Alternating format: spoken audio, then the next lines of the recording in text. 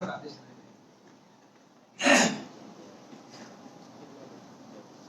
हाँ, बेसिकली क्या knee replacement है, बहुत कॉमन चीज है। आपको, आपके पेरेंट्स को, रिलेटिव्स को, किसी ना किसी को नी रिप्लेसमेंट की जरूरत पड़ती रहती है।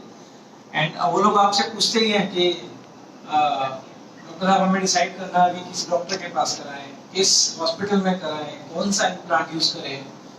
तो अक्सर कुछ चीजें हैं जो इम्पोर्टेंट होती हैं डिसाइड करने की।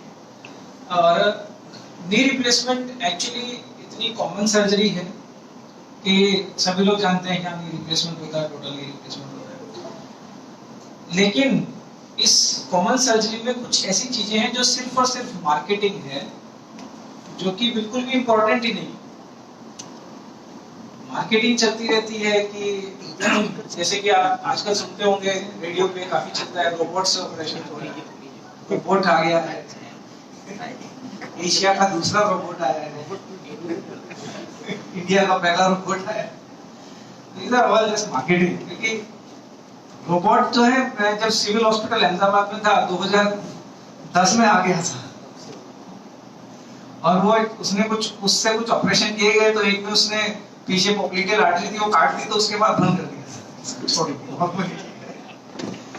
तो मार्केटिंग है, रोबोट आना, लोगों को ऐसा लगता है कि हाँ कुछ नई टेक्नोलॉजी आ गई, कुछ अच्छा होगा, नेचुरली लोगों को ऐसा फील होता है, लेकिन उसका कुछ फायदा नहीं।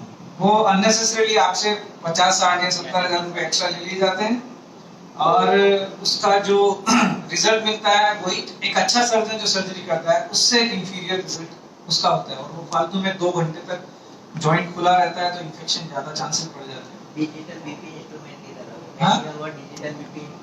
हाँ, एग्जैक्टली। तो ये आप लोगों को पता होना बहुत जरूरी है, क्योंकि बाकी सब तो सब बताते हैं, लेकिन अल्टीमेटली आपको कहाँ पे फंसना नहीं है वो आपको पता होना चाहिए।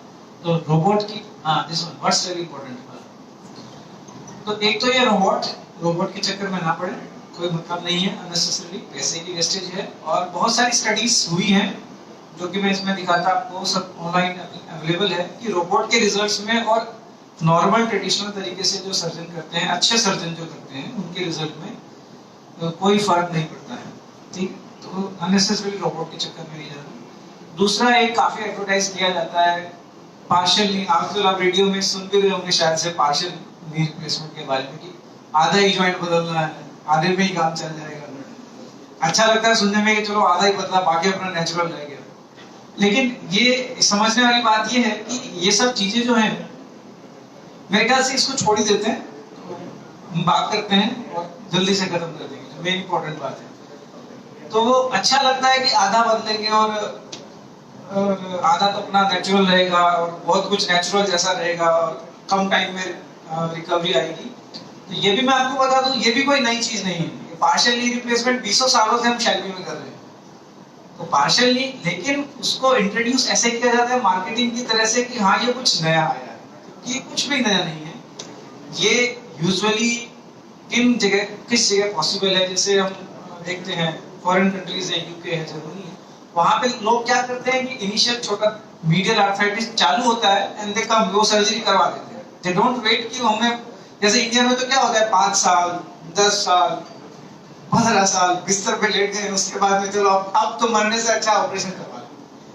तो बहुत ज्यादा डिलेड प्रेजेंटेशन होता है, और उसमें ऐसा पॉसिबल नहीं है कि सिर्फ एक साइड में आर्थराइटिस हो।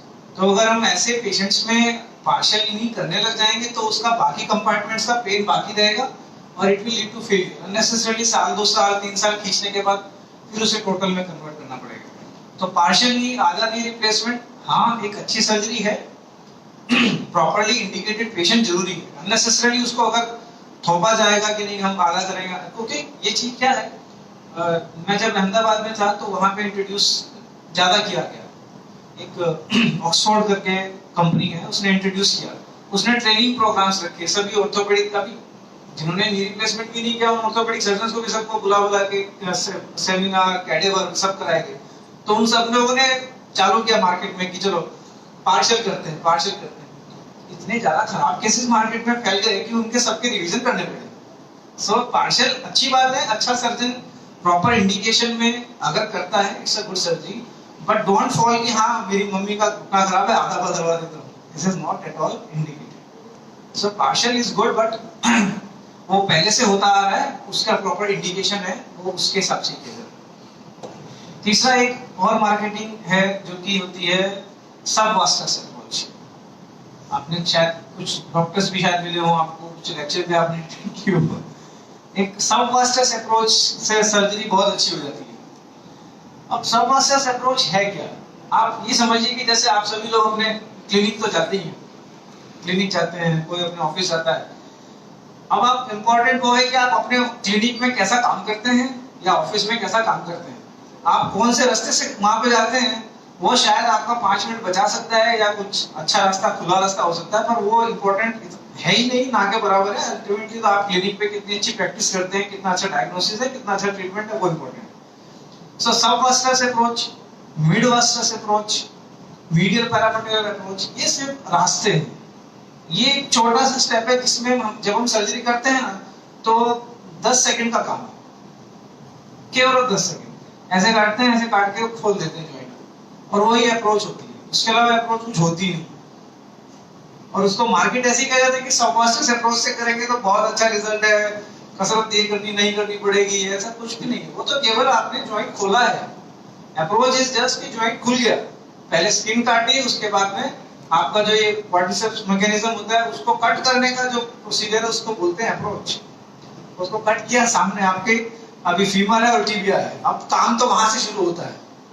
तो वो अगर अच्छा करना आता है तो अच्छा सर्जरी है। अगर वो अप्रोच आपने केवल सब वास्टस ले लिया, अलग रास्ते से चले गए और अंदर तो करना आता नहीं है, तो डोंट फॉल फॉर सब वास्टस अप्रोच अलोन। सब वास्टस ठीक है, शुरू के 2-4-5 दिन थोड़ा सा मसल पेन कम होता है बस, तो 10-15 दिन बाद जो रिजल्ट है उसमें कोई फर्क नहीं है, उसके बाद आगे वही सेम है, सब अप्रोचेस का रिजल्ट सेम।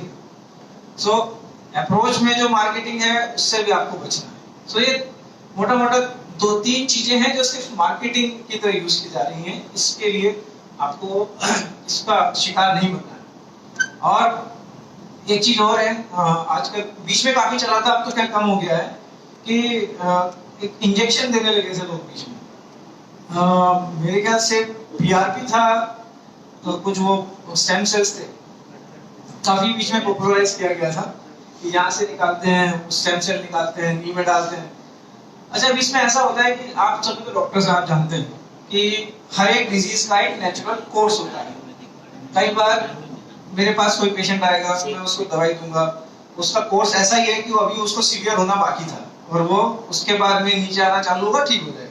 बाई चांस मेरे पास आया, मैंने उसको दवाई दी, उसका दर्द ठीक नहीं हुआ या प्रॉब्लम ठीक नहीं हुई, और 5 दिन बाद वो जिसके पास गया उसने दवाई दी, तो उस समय ऑलरेडी वो नीचे ग्राफ चालू था और उसकी दवाई काम कर रही। सो ये जो पीआरपी है, ये सब चीजें उनमें कई बार किसी पेशेंट में वो काम ठीक होने ही वाला होता है और उस समय काम कर जाता है, और वो पेशेंट सबको बताता है कि नहीं, यहाँ तो इंजेक्शन से काम चलेगा, ऑपरेशन कराने की कोई जरूरत नहीं। सो देखिए, कार्टिलेज एक ऐसी चीज है हमारे बॉडी में जो एक बार घिस जाती है वापस नहीं आती। It's not possible, regeneration in cartilage is not possible, because उसके अंदर वस्कुलैरिटी होती नहीं, उसके अंदर खून जाता ही नहीं, और जहां पे खून नहीं जाता वहां पे हीलिंग नहीं हो सकती। जैसे हमारा नाखून है, काट दिया तो काट दिया, वो आप वापस लगाओगे चिपकेगा नहीं।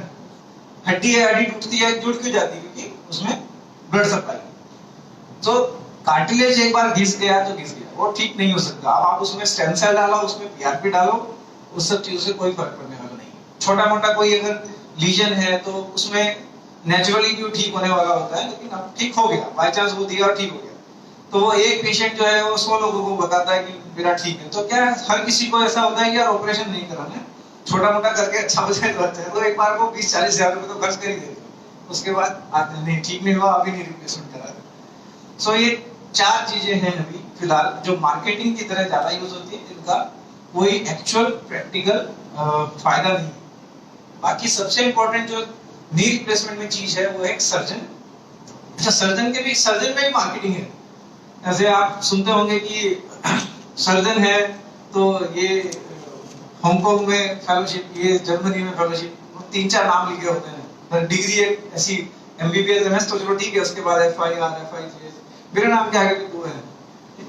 तो ये सिर्फ ये होना इंपॉर्टेंट नहीं, ये है ठीक है, अच्छी बात है, क्योंकि इंडिया में ट्रेंड भी ऐसा है कि जब तक आप फॉरेन की फेलोशिप नहीं लगाओ तो लोगों को लगता है तो अच्छा कुछ पढ़ा ही नहीं होगा, बट वो अलोन इम्पोर्टेंट नहीं है, वो ठीक है, वो है ठीक है, लेकिन इम्पोर्टेंट क्या है कि किसी एक अच्छे जॉइंट रिप्लेसमेंट इंस्टीट्यूट में आप 3 साल मिनिमम रहे हो और आपने अच्छे से हर टाइप के पेशेंट्स देखे हो, हर टाइप के सर्जरीज की हो, देखना नहीं इम्पोर्टेंट है, करना इम्पोर्टेंट है, सब सर्जरीज की हो और उनके फॉलोअप देखे हो, क्या प्रॉब्लम आती है, करने के बाद क्या। अब आप कहीं हांगकांग गए, जर्मनी गए, आपने ओपीडी में तो पेशेंट देखे ही नहीं, पेशेंट किस प्रॉब्लम के साथ आया था, क्या उसको प्रॉब्लम थी, बस ओटी में जाके उसका ऑपरेशन देखा कि वो भी किया नहीं, वो इसे देखा। जैसे कि आप किसी को समुद्र में तैरते हुए देखें 2-3 महीने तक और फिर सोचे कि अब तो मैं सब देख चुका हूं, अब मैं तैर लूंगा, तो आप डूबोगे। तो सर्जरी एक ऐसी चीज है, आप सभी जानते हैं कि जो करने से ही आती है, देखने से सर्जरी नहीं आती। तो जो भी डॉक्टर है केवल फॉरेन में 2-3 फेलोशिप की है 2-3 महीने की, वो that is not at all significant.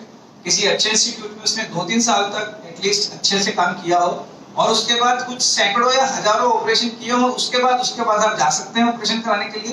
केवल ये फॉरेन फेलोशिप है, उसके बेसिस पे आप अपना सर्जन ना तो सिलेक्ट करें ना अपने पेशेंट्स को एडवाइस करें।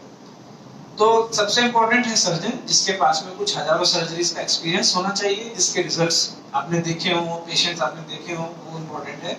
दूसरा एक अच्छा इम्प्लांट सिलेक्ट करना।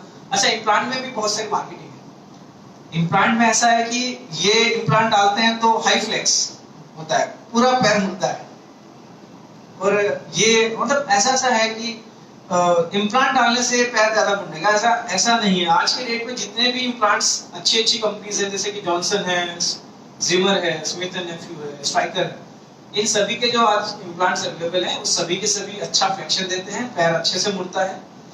सर्जरी कितनी अच्छी हुई है उसके ऊपर डिपेंड करता है, उसके बाद थोड़ी बहुत फिजियोथेरेपी अच्छे से की है तो इम्पोर्टेंट है। तो इम्प्लांट लगभग सभी एक जैसे हैं, किसी इम्प्लांट से बहुत फर्क नहीं पड़ता है।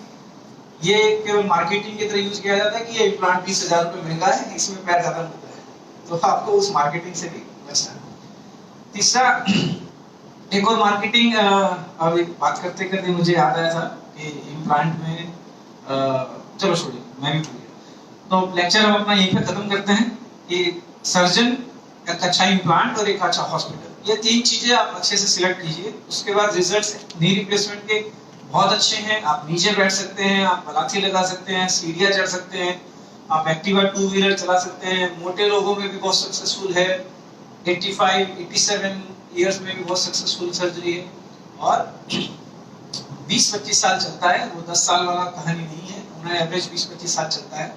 कुछ सर्जन आजकल मैं सुनता हूँ बोलते हैं 35 साल चलता है। 35 साल का हाईएस्ट अगर किसी में कभी चला है, वो रिकॉर्ड में है, तो शायद 35 साल है, पर उन्होंने एवरेज अगर देखे हैं 100 लोगों का किया तो 100 में से 90 लोगों का 20-25 साल चलता है, वो शायद 100 में से एक होगा जिसका 35 चला। So it is also just marketing कि हम 35 साल चलेगा, तो वो भी सच नहीं है। तो आप इन चीजों का ध्यान रखिए और रोबोट से, सब मास्टर्स से बचें। Thank you.